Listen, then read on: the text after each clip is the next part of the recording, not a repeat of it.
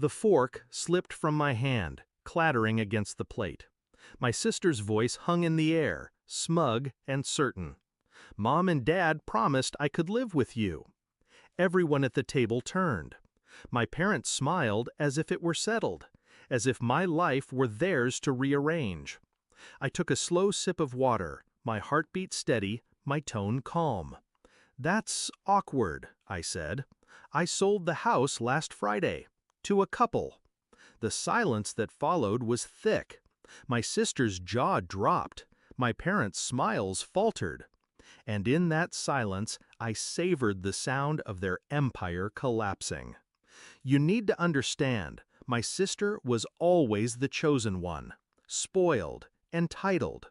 Every toy, every trip, every indulgence handed to her like tribute to a queen. And me? I was the afterthought, the reliable one, the one expected to sacrifice. When I bought my house, it was the first thing I truly owned, a fortress of independence, mine. But to them, it was never mine.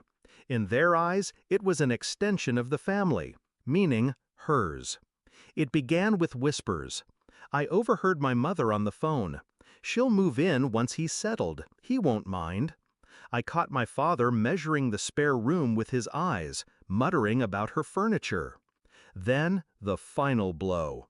I found a text on my sister's phone when she carelessly left it face up.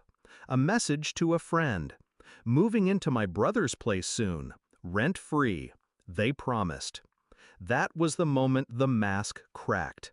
The betrayal wasn't an accident. It was a conspiracy. A decision made without me, as if I were a piece on their chessboard. And that night, lying in my bed, I realized something.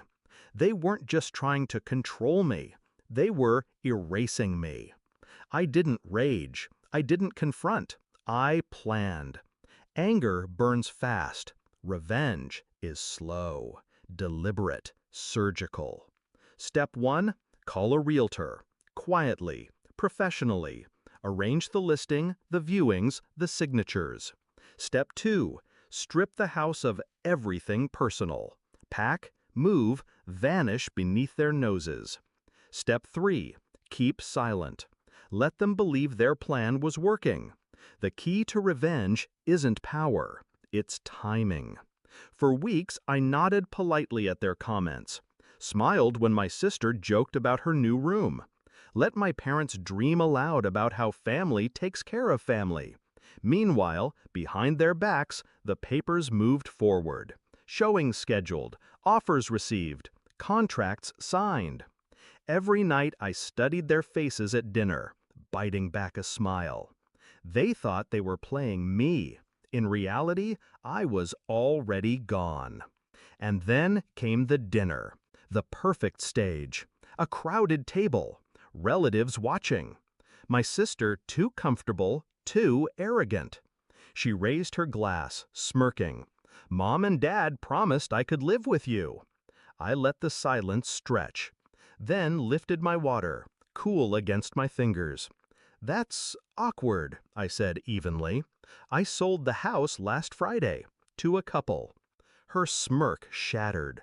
My parents' faces drained of color. Around us, relatives gasped, whispers sparking like fire through dry grass. My sister sputtered, You can't just—" "I can," I interrupted, calm as stone, "because it was mine, not yours, not theirs. Mine." Their empire of entitlement crumbled in that moment. Every unspoken assumption, every manipulative plan, gone. A week later, the house wasn't mine anymore, but neither was it theirs. My sister raged, begged, accused. My parents called me selfish, cruel, ungrateful. But their words didn't touch me, because I was free. They thought they'd cornered me, that family loyalty was a chain they could yank forever. But I cut it clean. I didn't just refuse to give her a room, I erased the room from existence. And as I locked the door for the final time, keys cold in my hand, I felt no sadness, only clarity. They wanted to use me. Instead, I used their greed to destroy their plans. They thought I'd be their safety net. Instead, I pulled the ground out from under them. And the sweetest part? I never raised my voice. I just raised a glass.